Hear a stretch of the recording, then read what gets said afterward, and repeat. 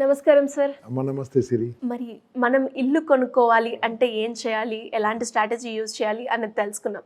అదే ఇల్లు ఒకవేళ మనకి నచ్చక అమ్మాలి అంటే ఎలా అమ్మొచ్చు అంటారు? అండ్ ప్లాట్ కూడా అమ్మాలి అంటే ఎలాంటి స్ట్రాటజీస్ మనం యూజ్ చేయాలి? దీన్నే రియల్ ఎస్టేట్ బిజినెస్ అంటారమ్మా. ఓకే, నీకు నచ్చక అమ్మడం కాదు, అంతకంటే మంచి ఇల్లు కొనుక్కోవడం. నచ్చని ఇల్లు ఎవరిది ఉండదు. తన ఈ ఇల్లు కంటే ఇంకా పెద్ద ఇల్లు, ఇంకా పెద్ద దానికి వెళ్ళాలంటే ఏం చేయాలి? అందుకోసమే దీన్ని రియల్ ఎస్టేట్ బిజినెస్. ఈ రియల్ ఎస్టేట్ బిజినెస్కి ఇంతకుముందు ఎవరు వచ్చేవాళ్ళు? పాన్ నమ్ములతో ఇంత పెద్ద బొట్టు పెట్టుకొని, వైట్ షర్ట్ వేసుకొని, ఇలా పెద్ద గోల్డ్ చైన్లు, ఇంత లావ్ చైన్ పట్టుకొని తిరిగే వాళ్ళని బ్రోకర్స్ అంటారు వాళ్ళను. Okay, that was the broker business నుంచి ఇప్పుడు కార్పొరేట్ రియల్ ఎస్టేట్ వచ్చింది. Broker real estate was over almost. ఇప్పుడు కార్పొరేట్ రియల్ ఎస్టేట్ వచ్చినప్పుడు ప్రతి ఒక్కరు ఒక సిస్టమేటిక్గా కొనడము, సిస్టమేటిక్గా అమ్మడము, దాని తగ్గట్టు ప్రభుత్వం యొక్క రూల్స్ రెగ్యులేషన్స్ కూడా చాలా పకడ్బందీగా వచ్చాయి. అంతకుముందు ఒకటే ప్లాట్ 2-3 రిజిస్టర్ చేసుకునే వాళ్ళు చాలా ఇబ్బంది. ఇప్పుడు అలా కాదు. దానికోసమే ఎల్పి నంబర్ అని గవర్నమెంట్ ఇష్యూ చేయడం మొదలుపెట్టింది. అది హెచ్ఎండిఏ కావచ్చు, రెర్రా కావచ్చు, డిటిసిపి కావచ్చు, ఆర్ చుట్టుముట్టున్న వైటిడిఎస్ సుడాల కంటే ఉన్నాయి. దాంట్లో ఎల్పి నెంబర్ అంటే ఇప్పుడు పక్కా ఉంటుంది ల్యాండ్. అది ఎవరిది కొన్నారు, 60 ఏళ్ళ 70 ఏళ్ళ డాక్యుమెంట్ ఉంటుంది. అది ఎక్కడ కొన్నారు, ఎవరు కొన్నారు, ఎవరి చేతి ఉంది, ఎవరి పేరులో ఉంది, దాని మీద ఏమైనా లోన్స్ ఉన్నాయా చూసి దాని యొక్క లేఅవుట్ పర్మిషన్ ఇచ్చి, లేఅవుట్ పర్మిషన్లో దాంట్లో ఒక 30% నుంచి 20% వరకు గవర్నమెంట్ దగ్గర పెట్టుకుంటుందండి. కొలాటరల్ సెక్యూరిటీ లాగా వాళ్ళ దగ్గర పెట్టుకుంటారు. సెక్యూరిటీ లాగా ఎందుకు సెక్యూరిటీ లాగా పెట్టుకుంటారంటే, ఒకవేళ కనుక వీళ్ళు ఆ ఓనర్, ల్యాండ్ ఓనర్ చెప్పి ఎవరైతే ఉన్నారో డెవలప్మెంట్ చేయకుంటే ఇది గవర్నమెంట్ అది అమ్మి డెవలప్ చేస్తుంది. అంటే ఈ ఒక్కసారి ఎల్పి నెంబర్ వచ్చిన తర్వాత 100% సేఫ్టీ అండి. 100% సేఫ్టీ. ఏదైతే మీకు ఆ యొక్క వెంచర్ ఓనర్స్ చెప్తా ఉంటారో, ఇది కావాలి అది కావాలి చెప్తారు కదా, వాటర్ ట్యాంక్ కడతాము, ఇక్కడ చిన్న పూల తోట పెడతాము, లేదా చిన్న పార్క్ లాగా పెడతాము, డ్రైనేజ్ పెడతాము, అండర్ డ్రైనేజ్ పెడతాము, అన్నీ చెప్పారు కదా, సీసీ రోడ్స్ ఇస్తాం. ఇవన్నీ చేయకుంటే గవర్నమెంట్ గ్యారంటీ అండి. అందుకని ఎల్పి నెంబర్ అనేవి అనుకోవాలి. అమ్మడం, ఇల్లు కట్టి అమ్మడం అనేది పెద్ద కష్టమేం కాదు. చాలామంది ఏం చేస్తూ ఉంటారు అంటే, వాళ్ళకున్న సంపదతోని ఒక ఇల్లు కట్టుకుంటారు, కానీ ఇంకా సంపద పెరిగిన తర్వాత ఇంకా పెద్ద ఇల్లు కావాలనుకుంటారు కదా. ఇప్పుడు ఇది ఏం చేస్తారు, ఇది అమ్మకానికి పెడతారు. ఎలా అమ్మొచ్చో కూడా మంచి టెక్నిక్ చెప్తారు. ఇంతకుముందు ఏం చేసేవాళ్ళం, పేపర్లో వేసేవాళ్ళం. పేపర్లో వేస్తే పేపర్లు చదివేవాళ్ళ చదవకపోయారో మనకు తెలియదు. కానీ ప్రస్తుతం ఎప్పుడైతే సోషల్ మీడియా వచ్చిందో, సింపుల్గా మీ ఇంటి వీడియోని మొత్తం తీయండి, మీరే మాట్లాడుతూ, మిత్రులారా నేను ఇది చాలా ఇష్టంతో కట్టుకున్న ఇల్లు, కానీ ఈ ఇల్లు నాకు కలిసి వచ్చింది కాబట్టి బాగా సంపాదించి ఇంకా పెద్ద ఇల్లు కట్టుకుందాం అనుకుంటున్నాను. ఇది పాజిటివ్. ఇంకా పెద్ద ఇల్లు కట్టుకుందామని ఇలా వీడియో తీస్తూ ఇది అని మొత్తం ఇల్లంతా ఎక్స్ప్లెయిన్ చేసి just post in your YouTube channel. మీ ఓన్ యూట్యూబా, మీరు ఫేస్బుక్లో పెట్టేసేసండి. ఫేస్బుక్లో ఉన్నాయి కదా, ఫ్రీగా పెట్టేసేయండి. కింద మీ నెంబర్ ఇవ్వండి. ఐ బెట్ మీకు కాల్స్ రావడం మొదలు పెడతాయి. టక్ కాల్స్ మొదలు. అందుకే దీంట్లో మధ్యవర్తులు రారండి, మధ్యవర్తులు కూడా వస్తారు. జాగ్రత్తగా ఉండాలి. Are you agent, are you broker అనాలి. నో అనండి, మీరు కస్టమర్ అయితే రమ్మని చెప్పాలి. అప్పుడు మీరు కస్టమర్ మీరు మాట్లాడుకొని అమ్ముకోవచ్చు. ఎవరైనా ఏజెంట్స్కి ఇచ్చారనుకోండి, వాళ్ళు కూడా బాగానే ఉంటారు. వాళ్ళు అమ్మి పెడతారు. వాళ్ళు ఏం చేస్తారు, మీ నెంబర్ తీసేయమంటారు, వీడియో తీసేయమంటారు. ఓకే, ఏది చేసినా సరే మీరు చక్కగా అమ్మొచ్చు. ఒకప్పుడు పెద్ద ప్రాబ్లం ఉండేదండి. ఓ ఇల్లు అమ్మాలన్నా, ల్యాండ్ అమ్మాలన్నా చాలా టైం పడుతుంది. ఇప్పుడు ఇల్లు అమ్మాలన్నా, ల్యాండ్ అమ్మాలన్నా చాలా సులభం. ఒక బ్యాంక్ నుంచి క్యాష్ తెచ్చుకున్నట్టే. కాబట్టి అటువంటిది ప్రతి ప్రాంతంలో, ప్రతి ప్లేస్లో, ప్రతి ఏరియాలో అద్భుతంగా డెవలప్ అవుతుంటుంది. కాబట్టి ప్రతి చోట కొంటూ ఉంటారు, కొనేవాళ్ళు వస్తూ ఉంటారు.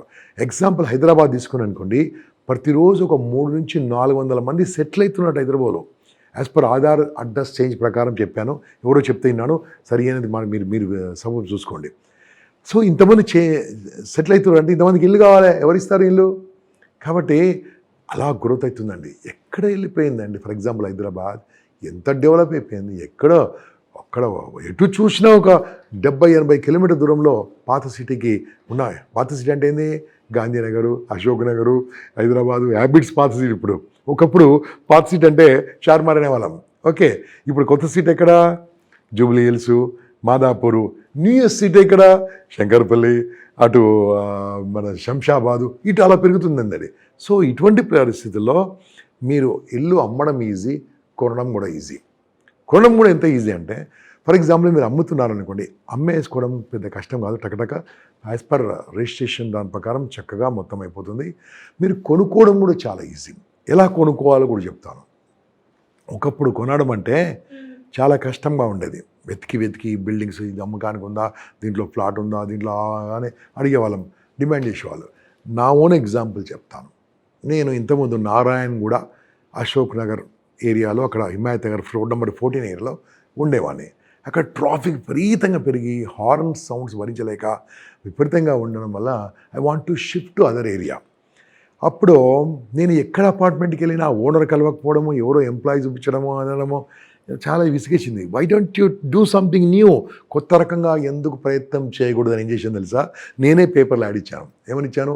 ఇల్లు కొంటాను, ఫ్లాట్ కొంటాను, ఎవరైనా అమ్మదలిసిన వాళ్ళు సంప్రదించండి. I think this is a new thing కదా. ఎవరు కూడా మనము అమ్ముదామని పెడతాం, నేను కొంటానని పెట్టాను, కొంటానని పెట్టాను. పేపర్లో పడ్డా. అప్పుడు పేపర్ అమ్మా, టక ఫోన్స్ అమ్మా. ఈ బాబు మీరు నిజంగా ఇంట్రెస్ట్ అండి, మీకు ఎన్నో డబ్బులు కావాలి? నేను అప్పుడు ఎంప్లాయీ కాబట్టి నాకు లోన్ కూడా ఈజీగా వచ్చేది. మీకు 7 daysలో డబ్బులు ఇస్తానండి, ఎంత క్రెడిట్ ఇస్తారు? నేను డిమాండ్ చేయడం మొదలుపెట్టాను. నాకు అక్కడ ఇంతకుముందు ఇంట్లో ఫస్ట్ ఫ్లోర్లో ఉండేవాడిని, నాకు 5th floor కావాలి, 6th floor కావాలి, 8th floor కావాలి అడిగేవాడిని. కానీ సిటీ లోపల 5 floors కంటే ఎక్కువ లేదు కాబట్టి 5th floorలో అడిగి డిమాండ్ చేసి నేను తీసుకోవడం జరిగింది. నేను అడిగిన రేటుకి ఇచ్చారు. ఎందుకు? వాళ్ళకి తొందరగా కావాలి కాబట్టి. అంటే అందరికంటే కాస్త డిఫరెంట్గా ప్రయత్నించిన వాళ్ళు, చేసిన వాళ్ళు మాత్రమే ఈ ఫీల్డ్లో సక్సెస్ అవుతారు. అందరిలాగా వెళ్తూ ఉంటాం. ఫర్ ఎగ్జాంపుల్, ఒక నదిలో చేప కొట్టుకపోతుంది, అది బతికుందా చచ్చిందా? బతికి ఉంటుందమ్మా. బతికి ఉంది, కొట్టుకపోదు. బతికి ఉన్న చేప ఎదురు దిగుతుంది, చచ్చిపోయింది, కొట్టుకపోతుంది. కాబట్టి అందుకని ఏం చెప్తే తెలుసా, మనం ఎప్పుడు కూడా ఎదురు దిగాలి, కాస్త డిఫరెంట్గా పనిచేయాలి.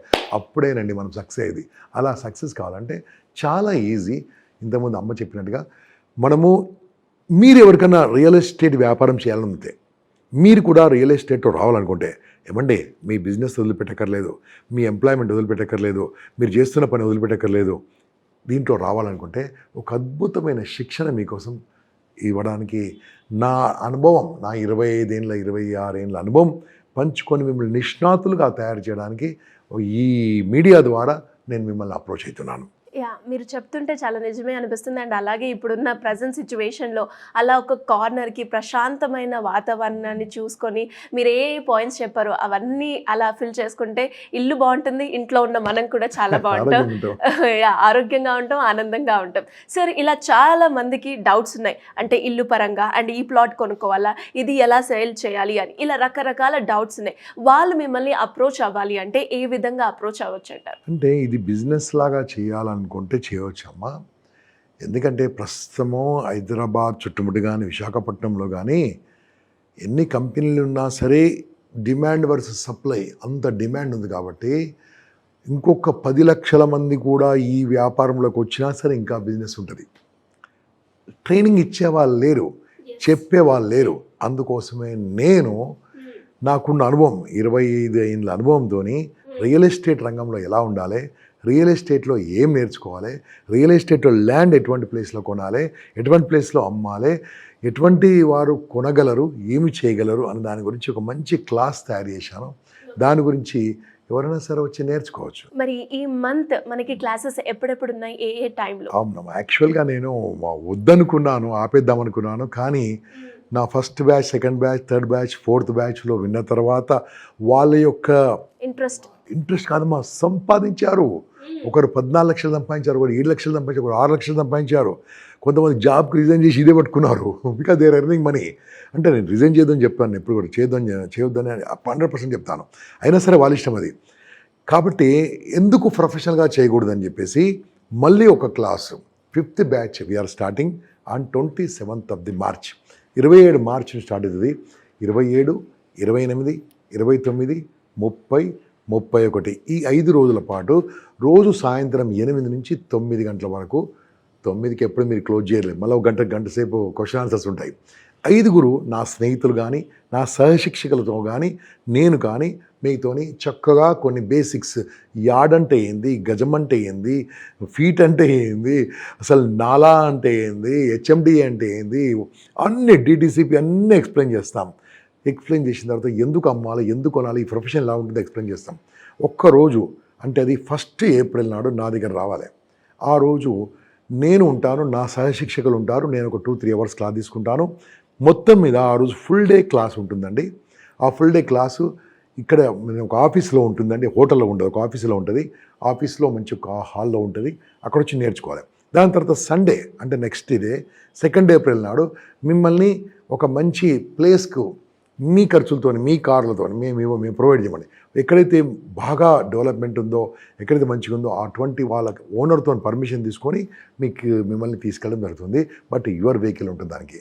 ఇది ఒక ప్రోగ్రెస్ అమ్మ. దీని తర్వాత కూడా వీళ్ళని వదిలిపెట్టాము. ఇంకా ఒక 3 నెలలు, 4 నెలలు, 5 నెలలు నా పర్సనల్ నెంబర్ ఇస్తాను. ఎప్పుడైనా నాకు కాల్ చేయొచ్చు. ఎటువంటి క్లాసులు కూడా అటెండ్ కావచ్చు. నేను వెళ్ళి రియల్ ఎస్టేట్ కంపెనీలో చెప్తున్న క్లాసులు కూడా ఇన్వైట్ చేస్తాను. చూసారు కదా, మరి మీకు ఎలాంటి డౌట్స్ ఉన్నా కింద స్క్రోల్ అవుతున్న నెంబర్కి మీరు కాంటాక్ట్ అయితే సరిపోతుంది. Thank you sir, thank you so much. నమస్తే, ధన్యవాదాలు.